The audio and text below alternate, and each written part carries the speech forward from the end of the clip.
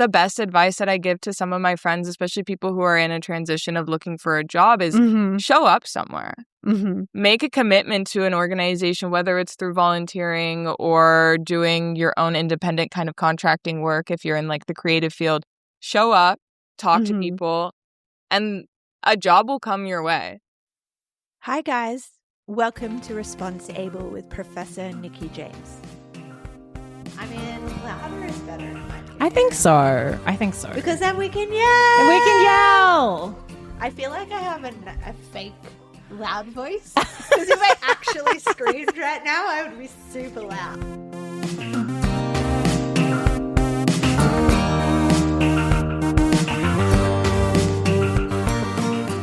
Okay, so hi everybody. Welcome back to the Responsible podcast. It is Earth Day. It is. It is Earth Day, and this is my friend Shauna, who you'll meet in a minute. And we decided, in honor of Earth Day, we were going to record this podcast outside. So we are currently in LA near the Grove. And we are sitting outside with all the people. So if you start hearing people yelling from the touch football game in the background, we apologize. If you hear little kids riding by on their bicycles, hey, it's just all part of this Earth Day vibe we have going on. But yes, Shauna, welcome. Thank you so much for being willing to do this and fit it around my crazy travel schedule. It's been fun catching up with you in the last few minutes, but it would be great if you could introduce yourself to everybody and explain, why we have come to sit here for an Earth Day episode. Yeah, well, thank you so much for reaching out and having me on this episode. I am a recent Northeastern grad as of May 2025, so almost my 1 year post-grad. Woohoo! Yes, and I studied international business and international affairs, and I actually took Nikki's class. I think it was either my freshman year or fall sophomore. It was early, yeah. And it was Global Social Enterprise. It was one of my favorite classes that I ever took. And Nikki and I have just stayed in contact over the years. I would always message her and say, hey, can I pull you for some coffee? And we would go to the Starbucks on campus and I would kind of rant to her about, I don't know what I want to do with my life. And she'd just be like, chase the impact. And that has stuck with me ever since. So from Boston to LA, we get to catch up, and now we get to just talk about fun stuff today. Yay, exciting. Okay, and now what did you graduate in? Like, what was your actual degree that you graduated in? So I graduated with a Bachelor's of Science in International Business and International Affairs. I don't think my concentration is on my diploma, but I did do one. But I did do one, and it was Global Strategy. But yeah, so Bachelor's of Science over here. Amazing. Okay, and now what was it like right now? The students they've just finished week 14. Wow. So they've got final exams and final projects to go. A bunch of them are graduating. What was that stage like for you? Can you believe it was actually a year ago? I think I'm still getting over the insanity of that week. I will say, taking 2 capstones in 1 semester for your last semester, would not recommend that one. But it's just how class registration went. I definitely think week 14 up until the day everything was due was chaos. Okay. Yeah. It was finishing up capstone papers that ended up being 30 pages long, capstone group presentations. So then there was a lot of coordinating with schedules. But the second that everything was submitted, it was bliss. It was like, 4 years off my shoulder. I can just relax with my good friends, my roommates, and look forward to graduation. So stressful, but at the end, there is light to the end of the tunnel. Yeah, so good. And now what was the immediate post-university recruitment process like for you? Did you have something lined up before you graduated? Were you doing that in the summer? What was that like? Yeah, so I definitely was in an interesting boat because I didn't know exactly what I wanted to do. And the thought of applying for full-time jobs right after finishing all these crazy assignments, I was like, I don't know what to do, but also I need to make money.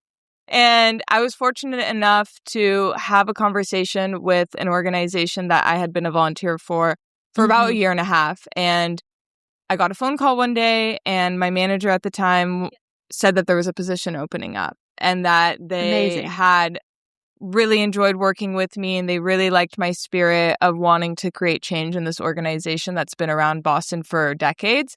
And I said yes. I mean, I was thrilled to return to a place that I was already going to every week, but this time I was getting paid for it. Mm-hmm. And I ended up starting a month after I walked graduation. Amazing. So you had the chance to have some fun, walked into it. And I love that you proactively reached out to them and were like, hey, this is cool. I want to do this more. And there was an opportunity. So yeah, I've had gotten jobs before in my life. Some of my roles have been because I was volunteering first. So I definitely agree that that's a great pathway. Yeah. And even now I'm volunteering at an organization in LA. And I remember the first event I was volunteering for was their fundraiser. So a lot of like the board and the executive team was there. And the first thing one of the people said was, well, you know, we like to hire our volunteers, right? And I was like, I've been down that road. Yes, I will keep that in the back of my head. But seriously, that is like the best advice that I give to some of my friends, especially people who are in a transition of looking for a job, is show up somewhere. Make a commitment to an organization, whether it's through volunteering or doing your own independent kind of contracting work. If you're in like the creative field, show up, talk to people, and a job will come your way. Yeah. No, I totally agree with that. And I think it's been 15, maybe 20 years now since I've applied for a job that wasn't something that I'd met someone and that they said, oh, there's this opportunity. So yeah, I totally understand that as well. Okay, so what was graduation season like for you? Any hot tips, any regrets? Like, I wish I would have done this. Again, chaos. I will say, because it was the first time my entire family was coming to Boston at once. Okay. They had all visited independently from each other, but it was the first time I was hosting my immediate family. In your apartment? No, they got an Airbnb. They were removed from my apartment that already had 4 bedrooms, so that just would not have worked. But it was amazing. Like, right before the ceremonies, we would like explore Boston. We went to Portland, Maine. And then the day of, I think, my college graduation for CSSH, I went to the CSSH graduation. It was at 9 a.m.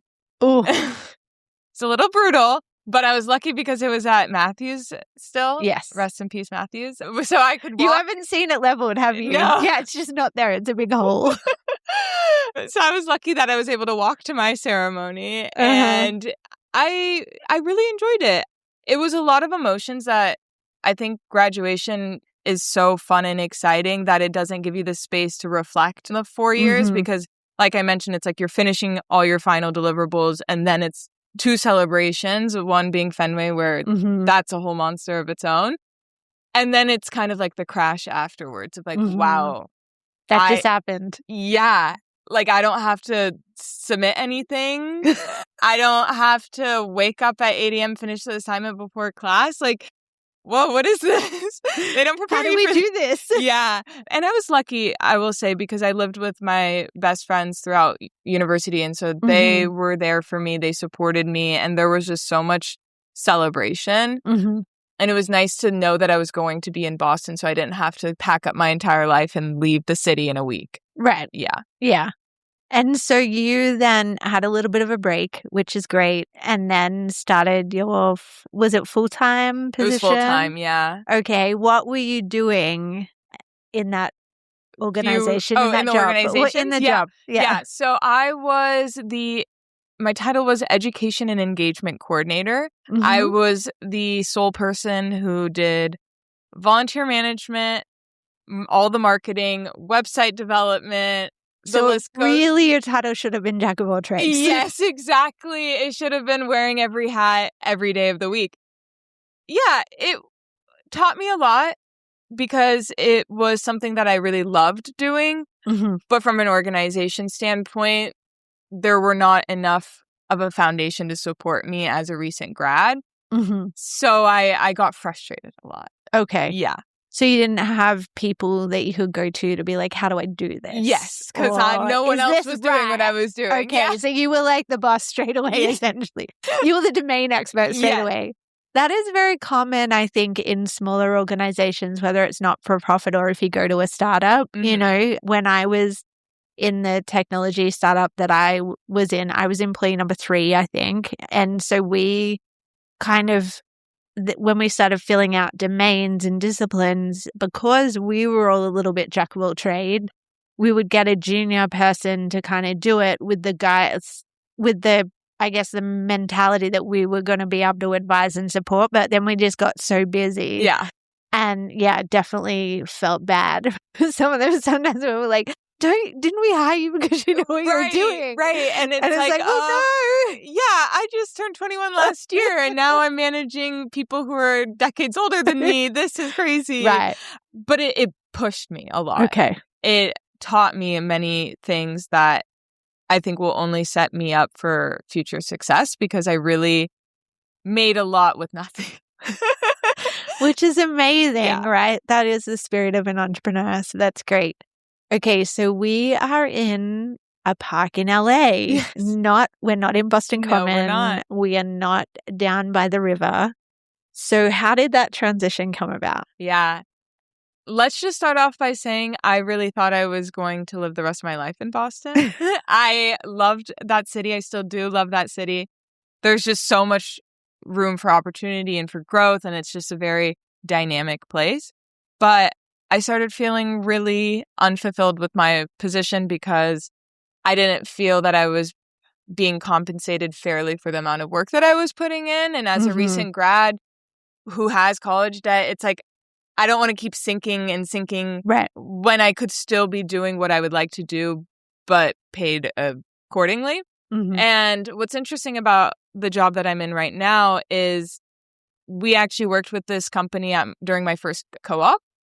So my first co-op was in San Francisco at a tech startup, and they were a government-funded company, and we were paired with my current organization. And throughout the years, similar to my relationship with Nikki, I kept tabs with the people that were working there. And I would be like, any internship opportunities? Hey. I'll be in LA for the summer because I don't know if we mentioned, but I'm from LA.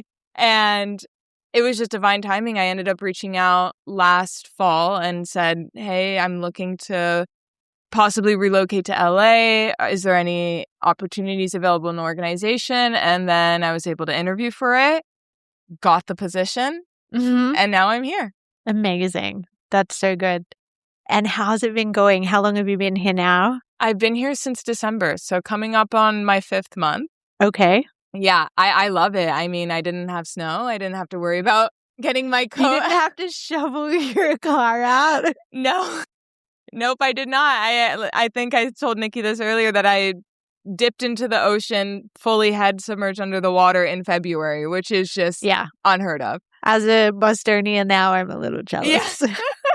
So I can't complain. And I just love the city, and we're in a very interesting time because there's a new mayor election happening, and there's a lot of push for stronger transportation infrastructure. And so actually one of the train lanes by my apartment is extending and is opening in 2 weeks, which is really exciting because it'll link the west side to downtown for the first time. Amazing. Yeah. That's really cool. And it, like, just the fact that it's your home city and just it hits different. Oh, of course. Yeah, which is really cool. Okay. So, I mean, outside of the work, what is life like? Is settling back in after being away for 4 years? Yeah. So what's interesting is this is my first time living in Los Angeles proper because I grew up in the suburbs of LA. It's not as car-centric as people would say. I mean, at least I'm making it not car-centric. Like, I go in the office twice a week, and then when I'm working from home, I'm walking everywhere. I go to the park that we're currently sitting at, like, every day. I've been running. I've been going to the beach, trying all the taco stands that are Los Angeles. It's just a very exciting city that is very much aligned with the entertainment industry. So there's so much history when it comes to movies, to music, and they have every type of person over here, which is really interesting because I'll be coming across actors and comedians on a daily basis, and I'm so far removed from that, but I'm like, that's cool. What you do is cool, and I would never do that. Yeah, and so there's actually an organization called Bob Baker's Marionette Theater. I don't know if you've heard of it. No. So they're old school puppet theater, and they do like running a series of different shows. I think right now is like Hooray LA, and it's a story of the history of Los Angeles. But that's what I mean by this is just so exciting, is like you never knew that you could walk into a little fundraising event and there'd be a puppet show there. And I love it. That's really cool. It's kind of quirky and cool. Yeah. What has been some of the like highs and lows of transitioning from university into, I guess, life outside of university? Like, were there some things that caught you by surprise, if for the better or for the challenge? Yeah. I mean, definitely one of the things that caught my attention immediately was, especially being in a city of Los Angeles, like there's a lot of people that didn't go to a 4-year university. And so kind of understanding these different mindsets of like, oh, some of these people got to where they are in a completely different path. And it made me reflect a lot of like my time there. And I was like, what was the value of my education? Did I really need to do that? And that was like my doom thinking. But then obviously I think about college more than what the degree was. It taught me how to think, both creatively and analytically. It introduced me to a wide variety of people across multi-generations, across the country and continent. So I would say the soft skills that I learned from college is so valuable that I would do it time and time again. And I guess one low is being away from all my friends. Not many people that I know who graduated from Northeastern or even school in Boston, they're still on the East Coast. So I'm kind of a lone wolf over here. And I think that's like one of the more challenging parts is you're no longer in a little bubble. Right. How do you make friends? How do you find a community? And yeah, that's where my path is for the summer, of putting myself out there, trying to find some sort of way of getting to know other people. But yeah. Yeah. That is actually a common challenge. So I've done a couple of podcast interviews with some fairly like recent graduates, and that is a very common theme. It's like, oh, when you're in college, literally all your friends live in a 2-mile radius. Yeah. And you can run into someone on the street and end up hanging out with them for the rest of the day. Whereas now it's intentional and you have to make effort, and that's something new that they hadn't expected. Yeah. And at least like in a city like this, it's so interesting because it seems like people have found their people and they don't want to bring in a new straggler. Right. And I'm like, well, that's okay. Cool. Yeah. Like you can just hang out with me once a month. Just like anything? Yeah. Like anyone want to play beach volleyball? I think sport is a really good way to do that. And I'm sure you're going to have some cool opportunities to meet some cool people. Yeah. So yeah, that's really awesome.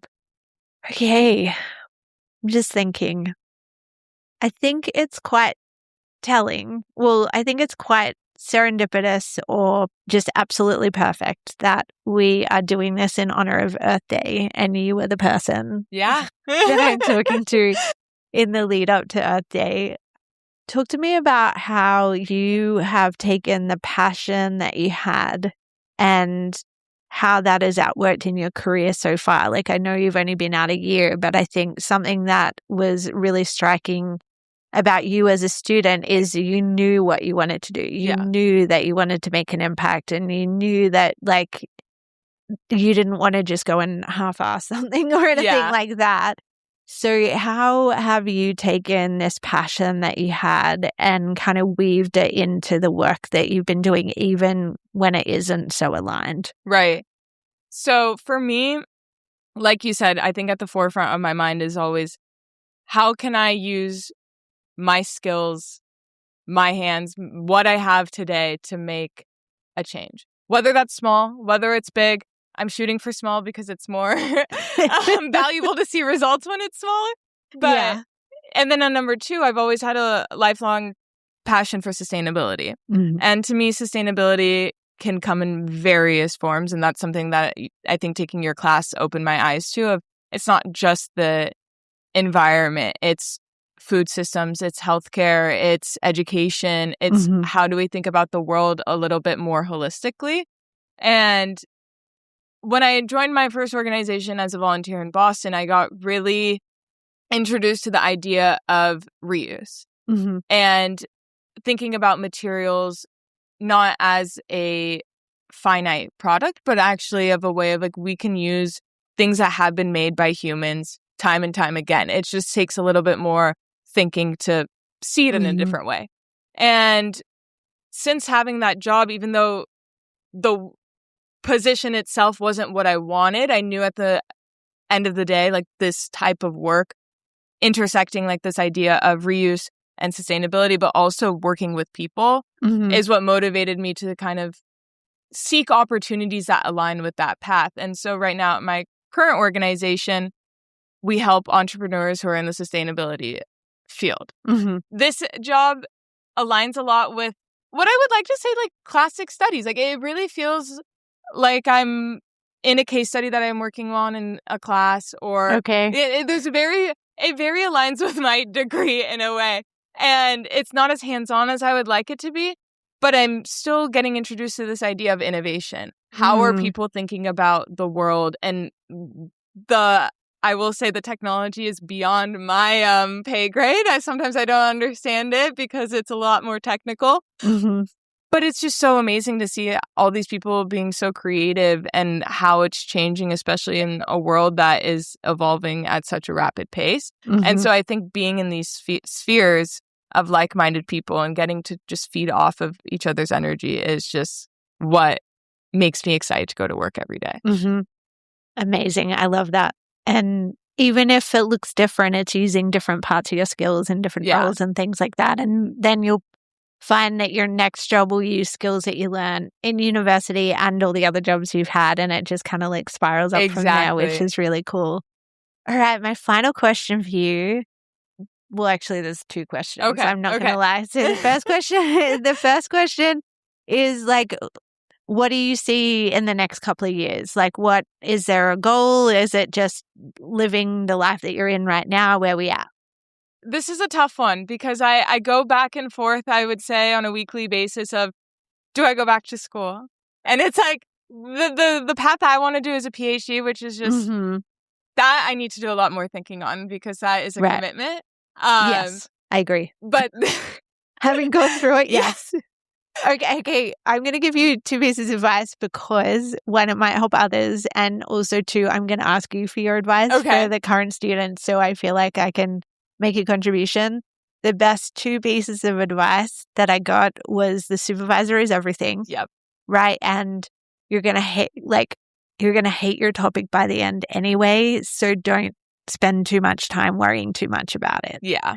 Because you become an expert in a really, really thin slither, right? And then you get these skills that make you curious. And so then you're like, I want to go study everything, right? But that's your gateway. Exactly. That first one, that PhD, that's your gateway to train you as a researcher. And then the world opens up to you. Right. Exactly. And so I'm still trying to decipher, can I get to where I want to be without the PhD? But part of me wants to be an educator.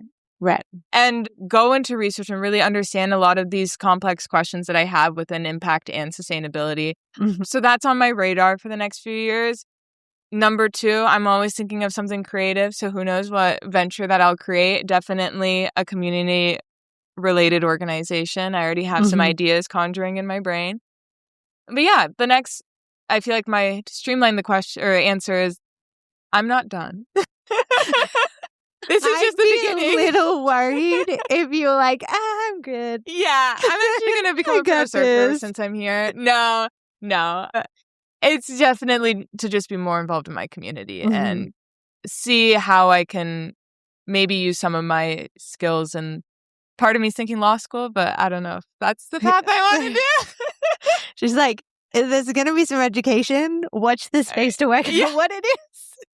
I know. I'm like, okay, there's policy and sustainability, but I don't know if that's my quote-unquote vibe. Go with the things that you naturally are good at, right? Because if you have the passion, you can use any skill that you're good at toward the passion. And so if you work out the things that you love to do, and the skills that are like your superpower, the ones that everyone's like, whoa, how did you do that so fast or whatever, then pair those two things together. Yeah. But that's really cool. And then my final question, you knew it was coming because I kind of gave you a little bit of a heads up, but Any pieces of advice for students that are just about to go through what you went through a year ago? Yes. First piece of advice, be proud of yourself. Genuinely, I don't think it hit me for a few months that I completed a milestone. And be so thankful and grateful for your time at Northeastern specifically, because it really is a unique learning experience that having had friends that went to different places, they did not get the same benefits that we did.